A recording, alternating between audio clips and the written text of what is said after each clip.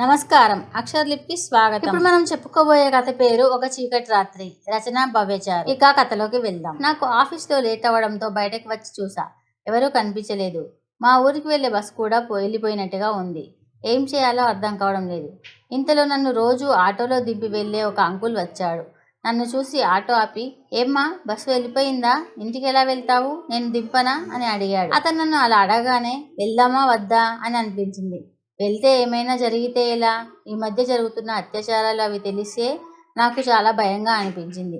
ఏం చేయాలా అని ఆలోచిస్తూ ఉండగానే మా ఆఫీస్లో పనిచేసే ఇంకో కొలీగ్ వచ్చాడు. అతనిది మా పక్క ఊరే కావడంతో అతను, మేడం మీరు ఇంకా వెళ్ళలేదా, నేను వెళ్తున్నా, నాతో వస్తారా అని అడిగాడు. తను నాకు తెలిసిన వ్యక్తి అవడంతో, పైగా మా పక్క ఊరే కావడంతో అతనితో వెళ్ళడానికి నాకు ఏమీ అభ్యంతరం కనిపించలేదు. దాంతో ఆటో అంకుల్కి, అంకుల్ నేను ఇతనితో వెళ్తా, మీరు వెళ్ళండి అని చెప్పాను. ఆ అంకుల్ అనుమానంగా చూస్తూ, సరే అమ్మా జాగ్రత్తగా వెళ్ళమ్మా అని మాత్రం అని వెళ్ళిపోయాడు. నేను నా కొలీగ్ బైక్ ఎక్కాను. తను కొంచెం డ్రింక్ చేసి కూడా ఉన్నాడు. అయినా నాకేమీ భయంగా అనిపించలేదు. బైక్ వెళ్తుంది. కొంచెం దూరం వెళ్ళగానే సన్నని బాట మొదలైంది. ఎగుడు దిగుడుల మధ్యలో బైక్ వెళ్తుంది.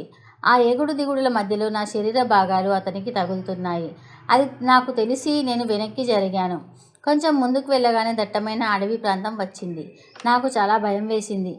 ఎందుకు ఎక్కానురా బాబు ఈ బైకు అని అనుకున్నాను. రోజు పత్రికల్లో జరిగేవి కూడా నా కర్మ కొద్దీ ఈరోజు లేట్ అవ్వడంతో ఇతని బైక్ ఎక్కాల్సి వచ్చింది. ఏమో ఎవరు ఎప్పుడు ఎలా మారతారో తెలియని ఈ నవ సమాజంలో కుటుంబార్థిక స్థితి బాగాలేక బయటకు వచ్చి పనిచేసే మహిళలకు ఈరోజు ఈ స్థితి దాపురించింది. ఎక్కడ పనిచేస్తున్నా అవే తోడేళ్ల చూపులు, అవే లైంగిక హింసలు. తమ తల్లి ఒక ఆడదే అన్న విషయాన్ని మరచిన మృగాల దాటికి తట్టుకోలేకపోతున్న మహిళల బలహీనతని ఆసరాగా చేసుకుని మోసం చేసే ఈ నవనాగరిక సమాజాన్ని నమ్మలేకపోతున్నా. నేను ఇలా ఆలోచనలో ఉండగానే మా ఊరి పొలిమేరలు వచ్చాయి. అతను బైక్ని సరిగ్గా మా ఇంటికి 2 గజాల దూరంలో ఆపి, దిగండి అన్నాడు. నేను దిగాను. అతను నా కళ్ళలోకి చూస్తూ, అమ్మా నా తల్లి నాకు విలువలు సంస్కారం నేర్పించిందమ్మా. నాది కాని ఆడదాన్ని నువ్వు తాకొద్దని నాకు నేర్పించింది. తాగిన ప్రతివాడు మృగం కాలేడు.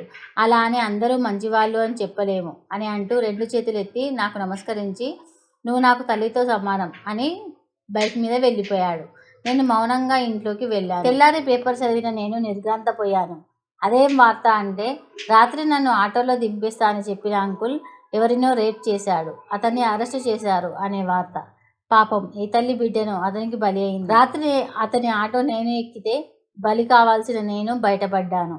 అందుకే అంటారు మనిషిని చూసి అంచనా వేయవద్దు అని. అతని తల్లి అతనికి నేర్పిన విలువలు సంస్కారమే నన్ను ఈరోజు కాపాడిందేమో. ఇతనికి తల్లి నేర్పినా అతను పట్టించుకోలేదేమో. అందుకే ఆ యువతి బలి అయింది. ఏదైనా నాకు ఆ చీకటి రాత్రి జీవితంలో మర్చిపోలేని రాత్రిగా చేసింది. ఈ కథ కనుక మీకు నచ్చినట్లయితే లైక్ చేయండి, షేర్ చేయండి. అలాగే మా ఛానల్ సబ్స్క్రైబ్ చేసి పక్కనే ఉన్న బెల్ గంటని క్లిక్ చేయడం మాత్రం అసలు మర్చిపోవద్దు. ధన్యవాదాలు.